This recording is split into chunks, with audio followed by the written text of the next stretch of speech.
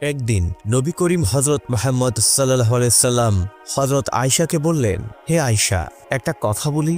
নবীজি সাল্লাল্লাহু আলাইহি সাল্লাম একটা কথা বলবেন, তার জন্য আবার অনুমতি কিসের আছে? তাছাড়া নবীজির সাথে কথা বলতে চাইবে না এমন দুর্ভাগা আর কে বা হতে পারে এই ধারার মাঝে? হযরত আয়েশা বললেন, জি অবশ্যই বলুন ইয়া রাসূলুল্লাহ। নবীজি সাল্লাল্লাহু আলাইহি সাল্লাম মুচকি হেসে বললেন, আমি কিন্তু বুঝতে পারি যে তুমি কখন আমার উপর অভিমান করে থাকো। নবীজি সাল্লাল্লাহু আলাইহি সাল্লামের কথা শুনে বিস্মিত হলেন হযরত আয়েশা। তিনি যা শুনেছেন তা যদিও বা সত্য, কিন্তু এই সত্যের এমন অকপট স্বীকারোক্তি, তাও এমন একজন মানুষের মুখ থেকে পাওয়া যিনি গোটা বিশ্বজাহানের জন্য রহমতের কুলধারা বয়ে এনেছেন, তাতে কি বিস্মিত না হয়ে উপায় আছে? বিস্ময়ের রেশটুকু চেহারায় ধরে রেখে হযরত আয়েশা বললেন, কিভাবে বুঝতে পারেন ইয়া রাসূলুল্লাহ? এবার নড়েচড়ে বসলেন নবীজি সাল্লাল্লাহু আলাইহি সাল্লাম। হযরত আয়েশার বিস্ময়ের ব্যাপারটা নবী করিম সাল্লাল্লাহু আলাইহি সাল্লামের কাছে গোপন থাকলো না। প্রিয়তমা স্ত্রীকে এমন পুলকিত দেখে নবীজি সাল্লাল্লাহু আলাইহি সাল্লাম আপ্লুত হলেন। হযরত আয়েশা রাদিয়াল্লাহু আনহার কৌতূহল মেটাতে নবী করিম সাল্লাল্লাহু আলাইহি সাল্লাম বললেন, হে আয়েশা, যখন তুমি আমার উপর অভিমান করে থাকো তখন আমার সাথে কথা বলার সময় তুমি বলো ইব্রাহিমের রবের কসম। আর যখন তুমি আনন্দে থাকো, তোমার মন মর্জি ফুরফুরে থাকে, তখন তুমি কথা বলো এভাবে মুহাম্মাদের রবের কসম। এই দুই অবস্থায় তোমার এই যে দুই রকম শব্দচয়ন, এ থেকে আমি বুঝতে পারি অভিমান করে থাকলে তুমি আমার নাম নেওয়ার বদলে হযরত ইব্রাহিম আলাইহিস সালামের নাম নাও, আর তোমার অভিমানের রেশ কেটে গেলে ইব্রাহিমের স্থলে তুমি আমার নাম উচ্চারণ করো। তোমার অভিমান আর পুলকের অবস্থা এই দুটো ব্যাপার থেকে বুঝে ফেলা যায়। অন্য আরেক দিনের ঘটনা, নবীজি সাল্লাল্লাহু আলাইহি সাল্লামের সাথে হযরত আয়েশা রাদিয়াল্লাহু আনহার সদ্যই বিয়ে হয়েছে। হযরত আয়েশা তখন শারীরিকভাবে হালকা পাতলা গড়নের ছিলেন। একদিন নবীজি সাল্লাল্লাহু আলাইহি সাল্লামের সাথে হাঁটতে বের হলে আবদারি সুরে তিনি বললেন, ইয়া রাসূলুল্লাহ, আসুন আমরা দৌড়পাল্লা দিই। এই বয়সে নবীজি সাল্লাল্লাহু আলাইহি সাল্লাম দৌড়পাল্লা দেবেন, তা কেমন দেখায়? কিন্তু প্রিয়তমা স্ত্রীর এমন আবদারে অসম্মতি জানাতে পারে এমন স্বামী নবীজি সাল্লাল্লাহু আলাইহি সাল্লাম ছিলেন না। এই বয়সে ভারী শরীর নিয়ে দৌড়াতে নবীজি সাল্লাল্লাহু আলাইহি সাল্লামের একটু কষ্ট হয়ে যাবে। তবু হযরত আয়েশার আবদারে রাজি হয়ে গেলেন নবীজি। তিনি স্মিত হেসে বললেন, চলো তবে। দৌড়পাল্লা সম্পন্ন হলো এবং হালকা পাতলা গড়নের আয়েশা বেশ ভালোভাবে হারিয়ে দিলেন নবীজিকে। নবীজিকে হারিয়ে দিতে পেরে হযরত আয়েশার চোখে মুখে সে কি ভীষণ বাঁধ ভাঙা খুশি। হেরে গিয়ে নবীজিও সবিশেষ আনন্দিত। হেরে যাওয়ার দুঃখ নয়, স্ত্রীর বিজয়ের আনন্দে আপ্লুত তিনি। এরপর নবী করিম সাল্লাল্লাহু আলাইহি সাল্লাম এবং হযরত আয়েশার সংসার জীবনে অনেকগুলো সময় অতিবাহিত হলো। একদা যে কিশোরী নবীজির সংসারে স্ত্রী হয়ে প্রবেশ করেছিলেন, আজ তার জীবন পরিপূর্ণভাবে বিকশিত। নবী করিম সাল্লাল্লাহু আলাইহি সাল্লামের সাথে আরেকদিন হাঁটতে বের হয়েছেন হযরত আয়েশা। এবার তিনি আর আগের মতো হালকা পাতলা দেহের অধিকারী নন, বরং আগের তুলনায় অনেকটা ভারী হয়েছেন। ইতিপূর্বে নবীজি সাল্লাল্লাহু আলাইহি সাল্লামের সাথে হাঁটতে বের হয়ে দৌড় প্রতিযোগিতা করার কথা ততদিন বেমালুম ভুলে গিয়েছিলেন তিনি।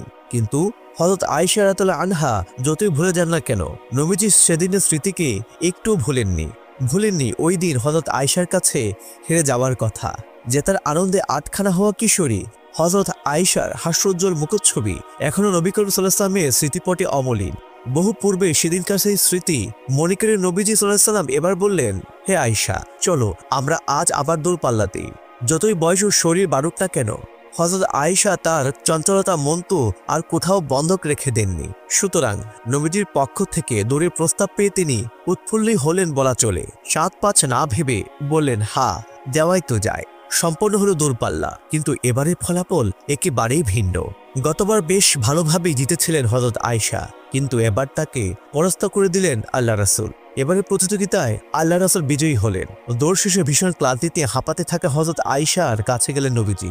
দুজনের মুখে ক্লান্তি আর আনন্দের ছাপ, মুখে হাসি রেখে দিলেন নবীজি এবং হযরত আয়েশাকে বললেন, আয়েশা, হয়ে গেল তো বদলা। হযরত আয়েশা রাদিয়াল্লাহু আনহা মনে পড়ে গেল বহু আগের সেই স্মৃতিদিনের কথা। একদিন এমন এক প্রতিযোগিতায় নবীজিকে তিনি হারিয়ে দিয়েছিলেন। সেই দিনের বদলাটাই আজ উসুর করে নিলেন নবীজি।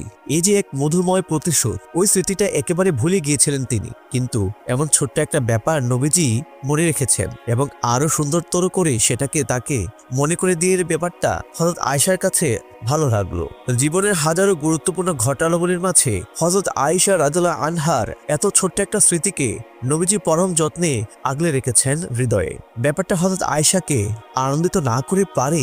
নবীজির এরকম ভালো ভালোবাসায় হযরত আয়েশা দারুণভাবে মুগ্ধ হলেন। যে আয়েশাকে আমাদের নবীজি এত ভালোবাসতেন, সে আয়েশার প্রতি আরবের মুনাফিকরা কলঙ্কের দাগ বসাইতে চেয়েছিল তার সতীত্বের উপর অপবাদ দিতে। যে ঘটনা হযরত আয়েশা রাদিয়াল্লাহু আনহা নিজেই বলেছেন। নবী করিম সাল্লাল্লাহু আলাইহি ওয়াসাল্লাম যখন সফরে যেতেন, তখন তিনি স্ত্রীগণের মধ্য থেকে লটারি করতেন। এতে যার নাম আসতো তাকে তিনি সঙ্গে নিতেন। এমনকি এক যুদ্ধে তিনি আমাদের মাঝে লটারি করেন, এতে আমার নাম উঠে আসে। তাই আমিও রাসূলুল্লাহ সাল্লাল্লাহু আলাইহি ওয়াসাল্লামের সাথে সফরে গেলাম। তখন আমাকে হাউদা সহ সাওয়ারিতে ওঠানো ও নামানো হতো।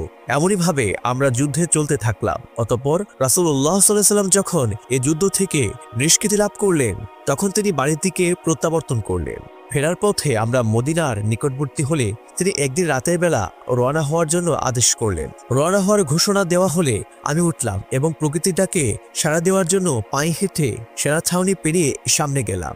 অতঃপর প্রয়োজন সেরে আমি আমার সাওয়ারির কাছে ফিরে এসে বুকে হাত দিয়ে দেখলাম যে জিফা শহরে পুঁতি দ্বারা তৈরি করা আমার গলার হাড়টি ছিঁড়ে কোথায় পড়ে গিয়েছে। তাই আমি ফিরে গিয়ে আমার হাড়টি খুঁজতে লাগলাম।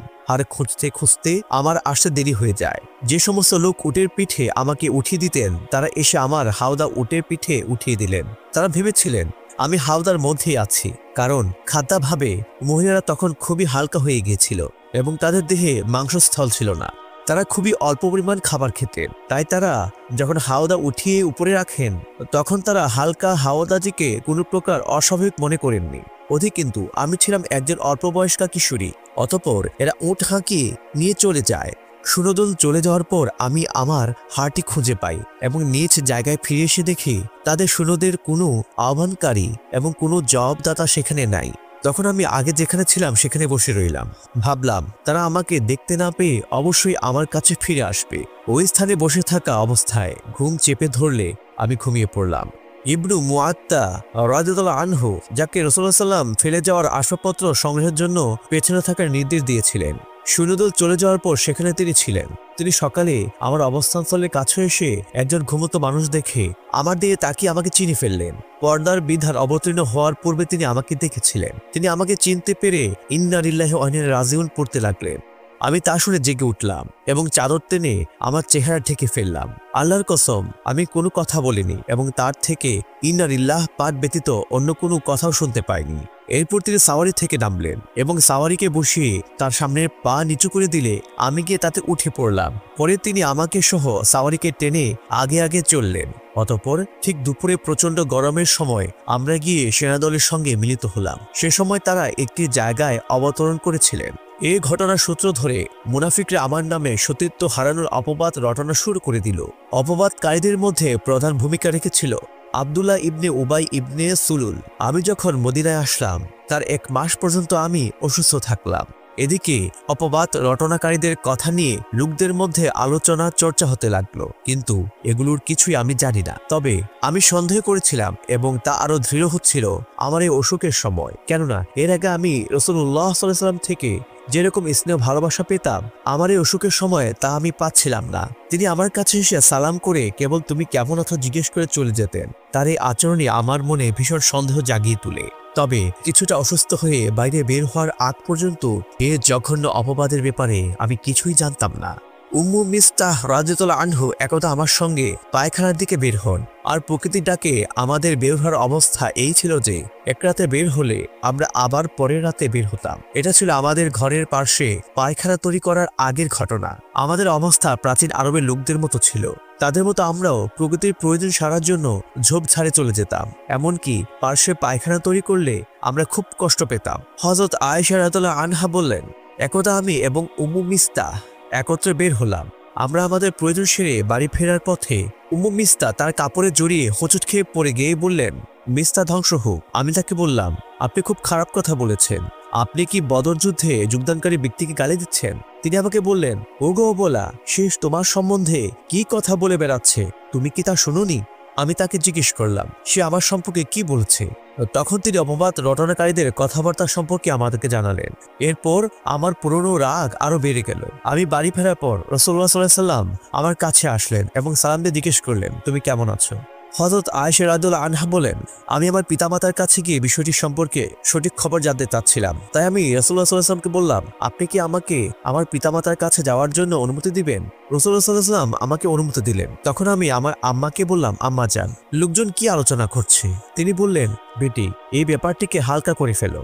আল্লাহর কসম, সতীন আছে এমন স্বামীর সোহাগ লাভে ধন্যা সুন্দর রমণীকে তার সতীনরা বদনাম করবে না, এমন খুবই কমই হয়। কিন্তু আশ্চর্য হয়ে বললাম, ইন্না লিল্লাহ, কি এমন গুজবি রটিয়েছে তারা আমার নামে। সারা রাত আমি কাঁদলাম, কাঁদতে কাঁদতে সকাল হয়ে গেল। এর মধ্যে আমার চোখের পানি বন্ধ হলো না এবং আমি ঘুমাতেও পারলাম না। এরপর ভোরবেলা তো আমি কাঁদছিলাম। এ সময় ওহী নাজিল হতে দেরি হওয়ায় রাসূলুল্লাহ সাল্লাল্লাহু আলাইহি ওয়াসাল্লাম আমার সাথে বিচ্ছেদ টানার বিষয়টি নিয়ে পরামর্শ আলোচনা করার নিমিত্তে হযরত আলী ইবনু আবু তালিব এবং উসামা ইবনু জায়েদ রাদিয়াল্লাহু আনহুকে ডেকে পাঠালেন। উসামা রাদিয়াল্লাহু আনহু বললেন, তারা আপনার স্ত্রী, তাদের সম্পর্কে আমি ভালো ব্যতীত আর কিছুই জানি না। হযরত আলী রাদিয়াল্লাহু আনহু বললেন, হে আল্লাহর রাসূল সাল্লাল্লাহু আলাইহি ওয়াসাল্লাম, আল্লাহ তো আপনার জন্য সংকীর্ণতা রাখেননি, তিনি ব্যতীত আরো বহু মহিলা আছে। অবশ্যই আপনি এই ব্যাপারে দাসী বারিরাহ রাদিয়াল্লাহু আনহাকে জিজ্ঞেস করুন, সে আপনার কাছে সত্য কথা বলবে। হযরত আয়েশা বলেন, তখন রাসূলুল্লাহ সাল্লাল্লাহু আলাইহি ওয়াসাল্লাম বারিরাহ রাদিয়াল্লাহু আনহাকে ডেকে বললেন, হে বারিরাহ, তুমি তার মধ্যে কোনো সন্দেহপূর্ণ আচরণ দেখেছো কি? বারিরাহ রাদিয়াল্লাহু আনহা বললেন, ওই আল্লাহর শপথ, যিনি আপনাকে সত্য বিধানসহ পাঠিয়েছেন, আমি তার মধ্যে কখনো এমন কিছুই দেখিনি যার দ্বারা তাকে দোষী সাব্যস্ত করা যায়। তবে তার সম্পর্কে কেবল এতটুকু বলা যায় যে তিনি হলেন অল্প বয়সা কিশোরী। রুটি তৈরি করার জন্য আটা খামির করে রেখে ঘুমিয়ে পড়েন আর বকরি এসে অমনি তা খেয়ে ফেলে। সেদিন রাসূলুল্লাহ সাল্লাল্লাহু আলাইহি ওয়াসাল্লাম সঙ্গে সঙ্গে উঠে গিয়ে মিম্বরে বসে আব্দুল্লাহ ইবনে উবাইয়ের ক্ষতি থেকে রক্ষার আহ্বান জানিয়ে বললেন, হে মুসলিম সম্প্রদায়, যে আমার স্ত্রীর ব্যাপারে অপবাদ রটিয়েছে, আমাকে কষ্ট দিয়েছে, তার এই অপবাদ থেকে আমাকে মুক্ত করবে কে? আল্লাহর কসম, আমি আমার স্ত্রী সম্পর্কে ভালো ব্যতীত আর কিছুই জানি না। আর তারা সাফওয়ান ইবনু মুআত্তাল নাম উল্লেখ করেছে, যার ব্যাপারে আমি ভালো ব্যতীত আর কিছুই জানি না। সে তো আমার সঙ্গে আমার ঘরে যায়। সাদ ইবনু মুআজ রাদিয়াল্লাহু আনহু বলে উঠলেন, হে আল্লাহর রাসূল, আমি আপনাকে অপবাদ থেকে মুক্তি দিব। সে যদি আউস গোত্রের লোক হয় তাহলে তার শিরচ্ছেদ করব, আর সে যদি আমাদের ভাই খাইরাজের লোক হয় তাহলে তার ব্যাপারে আপনি যা বলবেন তাই করব। এই সময় হাসান বিন সাবিত রাদিয়াল্লাহু আনহু এর মায়ের চাচাতো ভাই খাজরাজ গোত্রের নেতা সাদ ইবনে উবাইদা রাদিয়াল্লাহু আনহু দাঁড়িয়ে কথার প্রতিবাদ করলেন। হযরত আয়েশা বলেন, এই ঘটনার আগে তিনি একজন সৎ নেককার লোক ছিলেন। গোত্রীয় অহংকারে উত্তেজিত হয়ে তিনি সাদ ইবনু মুআজ রাদিয়াল্লাহু আনহুকে বললেন, তুমি মিথ্যা কথা বলছো, আল্লাহর কসম, তুমি তাকে হত্যা করতে পারবে না এবং তাকে হত্যা করার ক্ষমতাও তোমার নেই। সে তোমার গোত্রের লোক হলে সে নিহতার ব্যাপারটা তুমি কখনোই পছন্দ করতে না। তখন সাদ ইবনু মুআজ রাদিয়াল্লাহু আনহু এর চাচাতো ভাই উসাইদ ইবনু হুযাইর রাদিয়াল্লাহু আনহু সাদ ইবনু উবাইদ রাদিয়াল্লাহু আনহুকে বললেন, বরং তুমি মিথ্যা বলছো, আল্লাহর কসম, আমরা অবশ্যই তাকে হত্যা করব। তুমি হলে মুনাফিক, তাই মুনাফিকদের পক্ষ নিয়ে কথাবার্তা বললে। এই সময় আউস ও খাজরাজ উভয় গোত্র খুবই উত্তেজিত হয়ে যায়, এমনকি তারা যুদ্ধের সংকল্প করে বসে। এই সময় রাসূলুল্লাহ সাল্লাল্লাহু আলাইহি ওয়াসাল্লাম মিম্বরে দাঁড়িয়েছিলেন। রাসূলুল্লাহ সাল্লাল্লাহু আলাইহি ওয়াসাল্লাম তাদের শান্ত করলেন এবং নিজেও চুপ হয়ে গেলেন। হযরত আয়েশা বলেন, আমি সেদিন সারাক্ষণ কেঁদে কাটালাম, চোখের ধারা আমার বন্ধ হয়নি এবং একটু ঘুমও হয়নি। আমি কান্না করছিলাম আর আমার পিতামাতা আমার পার্শ্বে বসে ছিলেন। এমনই করে একদিন দুরাত কেঁদে কেঁদে কাটিয়ে দিলাম।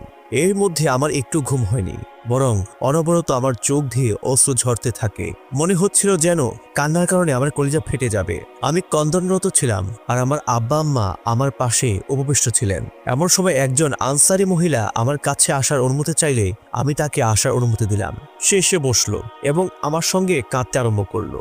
তিনি বললেন, আমরা কান্না করছিলাম, এই মুহূর্তে রাসূলুল্লাহ সাল্লাল্লাহু আলাইহি ওয়াসাল্লাম আমাদের কাছে এসে সালাম করলেন এবং আমাদের পাশে বসে গেলেন। হযরত আয়েশা বলেন, অপবাদ রটানোর পর আমার পাশে এসে এভাবে তিনি আর বসেননি।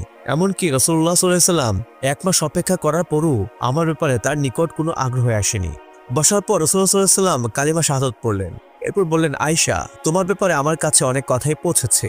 যদি তুমি এর থেকে পবিত্র হও তাহলে শীঘ্রই আল্লাহ তোমাকে এই অপবাদ থেকে মুক্ত করবেন। আর যদি তুমি কোনো গুনাহ করে থাকো তাহলে আল্লাহর কাছে ক্ষমা প্রার্থনা করো এবং তওবা করো, কেননা বান্দার গুনাহ স্বীকার করে তওবা করলে আল্লাহ তাআলা তওবা কবুল করে নেন। রাসূলুল্লাহ সাল্লাল্লাহু আলাইহি ওয়াসাল্লাম এর কথা শেষ করলে আমার অশ্রুধারা বন্ধ হয়ে যায়। এক ফোঁটা অশ্রু আমি আর বের করতে পারলাম না। তখন আমি আমার আব্বাকে বললাম, রাসূলুল্লাহ সাল্লাল্লাহু আলাইহি ওয়াসাল্লাম যা বলেছেন আমার হয়ে তার জবাব দিন। আমার আব্বা বললেন, আল্লাহর কসম, রাসূলুল্লাহ সাল্লাল্লাহু আলাইহি ওয়াসাল্লামকে জবাব দিব তা আমি জানি না। তখন আমি আমার আম্মাকে বললাম, রাসূলুল্লাহ সাল্লাল্লাহু আলাইহি ওয়াসাল্লাম যা বলেছেন আপনি তার উত্তর দিন। আম্মা বললেন, আল্লাহর কসম, রাসূলুল্লাহ সাল্লাল্লাহু আলাইহি ওয়াসাল্লামকে কি উত্তর দিব তা আমি জানি না। সে সময় আমি ছিলাম অল্প বয়সা কিশোরী, কোরআনও বেশি পড়তে জানতাম না। তথাপি এই অবস্থায় আমি নিজেই বললাম, আমি জানি আপনারা এই অপবাদের ঘটনা শুনেছেন, আপনারা তা বিশ্বাস করেছেন এবং বিষয়টি আপনাদের মনে বদ্ধমূল হয়ে আছে।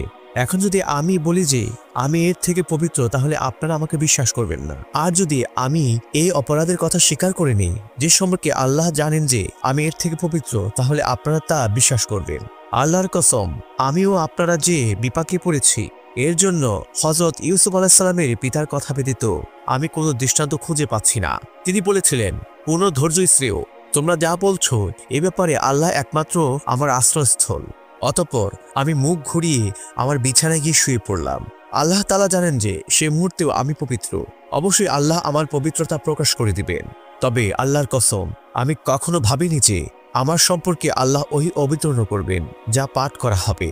আমার সম্পর্কে আল্লাহ কোনো কথা বলবেন আমি নিজেকে এতটা উত্তম মনে করিনি, বরং আমি নিজেকে এর চেয়ে অনেক অধম ভাবতাম। তবে আমি আশা করতাম যে হয়তো রাসূলুল্লাহ সাল্লাল্লাহু আলাইহি ওয়াসাল্লামকে স্বপ্নযোগে দেখানো হবে, যার ফলে আল্লাহ আমার পবিত্রতা প্রকাশ করবেন। আল্লাহর কসম, রাসূলুল্লাহ সাল্লাল্লাহু আলাইহি ওয়াসাল্লাম তখনও তার বসার জায়গায় ছেড়ে যাননি এবং ঘরের লোকজনও কেউ ঘর হতে বের হয়ে যায়নি।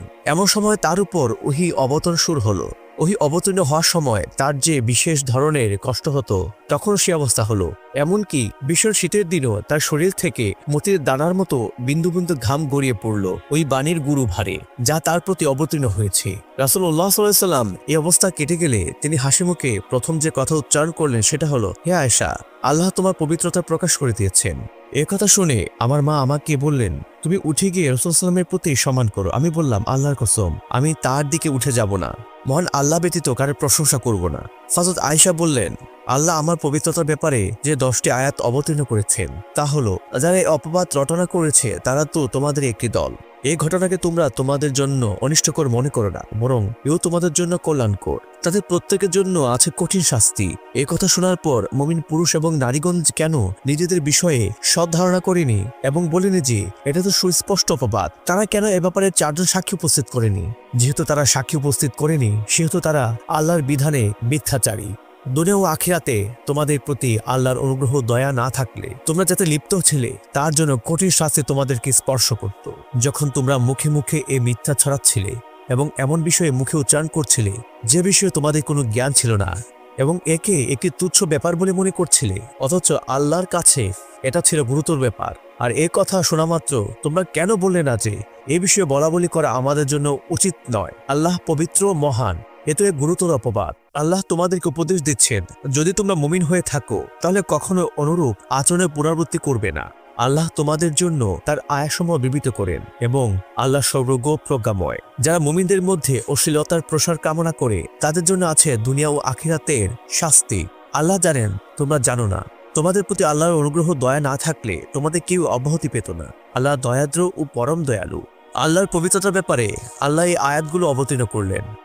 আত্মীয়তা ও দারিদ্রতার কারণে হযরত আবু বকর সিদ্দিক রাদিয়াল্লাহু আনহু মিস্তা ইবনু উসাইসাকে আর্থিক ও বৈশ্বিক সাহায্য করতেন, কিন্তু হযরত আয়েশা সম্পর্কে তিনি যে অপবাদ রটিয়েছেন এ কারণে হযরত আবু বকর সিদ্দিক রাদিয়াল্লাহু আনহু কসম করে বললেন, আমি আর কখনো মিস্তাকে আর্থিক সাহায্য করব না। তখন আল্লাহ তাআলা অবতীর্ণ করলেন, তোমাদের মধ্যে যারা ঐশ্বর্য ও প্রাচুর্যের অধিকারী তারা যেন শপথ গ্রহণ না করেছে তার আত্মীয় স্বজন ও অভাবগ্রস্তকে এবং আল্লাহর রাস্তায় যারা গৃহত্যাগ করেছে তাদেরকে কিছুই দেবে না, তারা যেন তাদেরকে ক্ষমা করে দেয় এবং তাদের দুষ্টটি উপেক্ষা করে।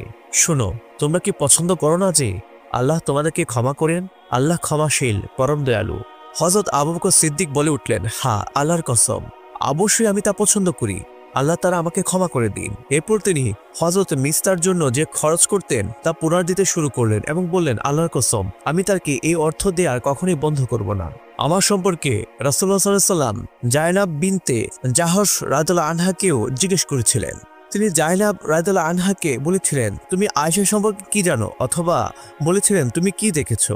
তখন তিনি বলেছিলেন, হে আল্লাহ রাসূল, আমি আমার চোখ ও কানকে হেফাজত করেছি। আল্লাহর কসম, আমি তার ব্যাপারে ভালো ব্যতীত আর কিছুই জানি না।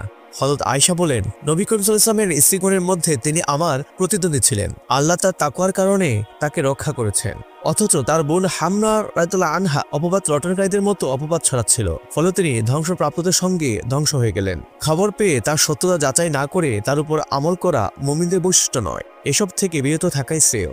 হযরত আয়েশা রাদিয়াল্লাহু আনহার ক্ষেত্রেও তাই ঘটেছিল।